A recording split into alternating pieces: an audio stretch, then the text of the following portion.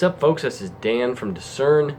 Welcome to episode number 7 of the Discern Recap, where I go through some of my favorite, highly recommended new albums, EPs, and singles that fall into the broad category that is Christian music. This show releases every Wednesday, and if you want to be sure you don't miss any episodes, be sure to subscribe. Click that red button. You'll get that video delivered right to your subscription page on YouTube as soon as the video goes live. If you want to get involved in the show, you have something to say, you can comment below. You can tweet at me at discernreviews, send me an email, discernreviews@gmail.com. Reach out and say hi. Let me know what music have you been enjoying recently? What albums, EPs, or singles do you want to hear about on the show?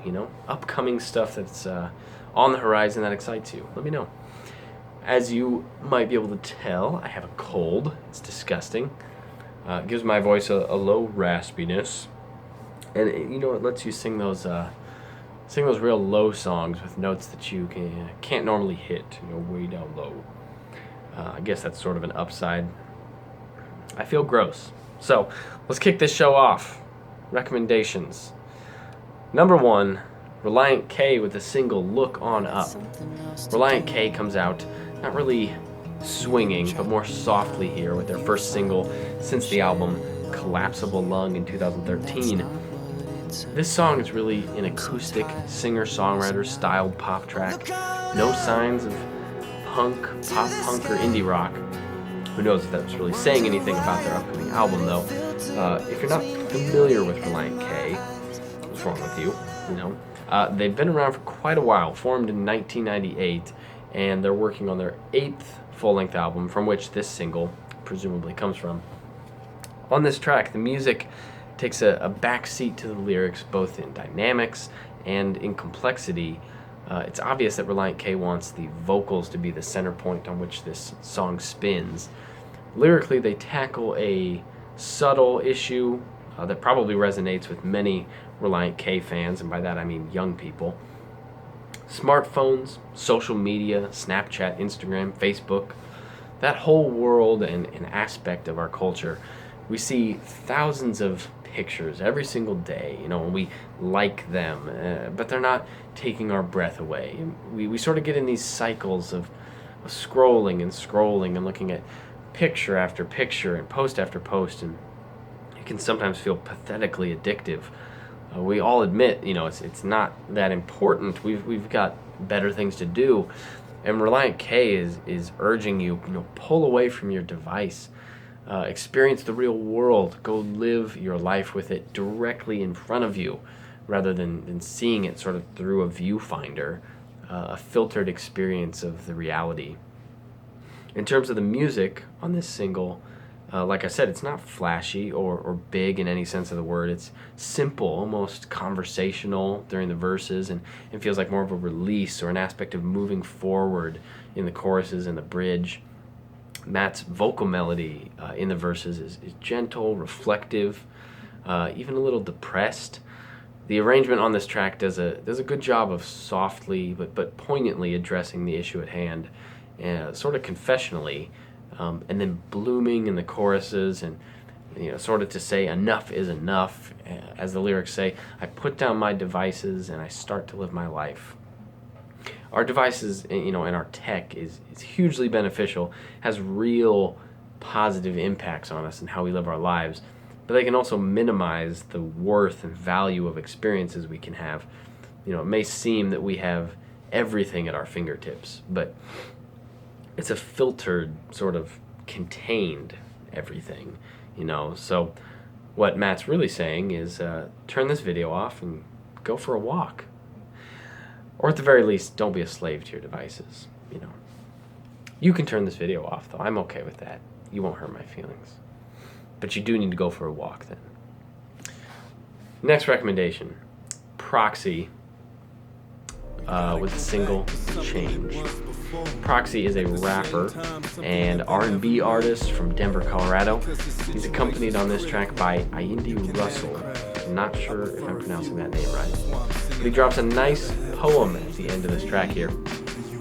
Like Proxy's previous single, Heartbeat, from January, This track kicks off immediately with verse 1. No intro, no frills, no context, just gets right into it. He's got a lot to say, absolutely no time to waste. There's a whole poem at the end of this song, so he's got to get to it. The heart of this song, I think, comes through in the soulful, smooth groove from the instrumental. It's pretty much just some percussion and an electric piano. There's significant R&B and soul influence on this song. It's reflective of the lyrics too. The instrumental isn't flashy, it isn't glamorous. It's doing its work. It's steady, heartfelt, and authentic. I love too at the end of the song where it pulls everything away to just the piano and the spoken word. Really put a spotlight, I think, on the poem there, and really draws you in. The message of this track is summed up in the first line of the hook. I'd rather have change than fame. Proxy's purpose in his music is not to build up his own empire or get famous or be remembered. He wants to be a hero, but one that's, not heroic in status, but in creating real change. And when I say hero, I don't really mean someone who's even recognized or noticed for the impact they have. At one point he says, we need more business owners, managers, moms and dads, fewer careers built on entertainment trends and fads. So I think it's really cool to see a song say that real change and growth in our world comes from regular folks. And on this track, I think Proxy confesses that he knows where he fits in that larger context. His voice and his actions will likely never be seen by millions, adored by millions. His work to better the world around him and to point people to Jesus is just, one small piece of that overall project. It's built by the hands of lowercase h heroes, regular people, like as he mentions, his cousin, his grandfather, his father. He says these are the people we should be celebrating, not who we currently call celebrities. I do want to mention that poem at the end. It only takes up like the last minute of the song. It's delivered really well, I think, nicely balanced with the feel of the track.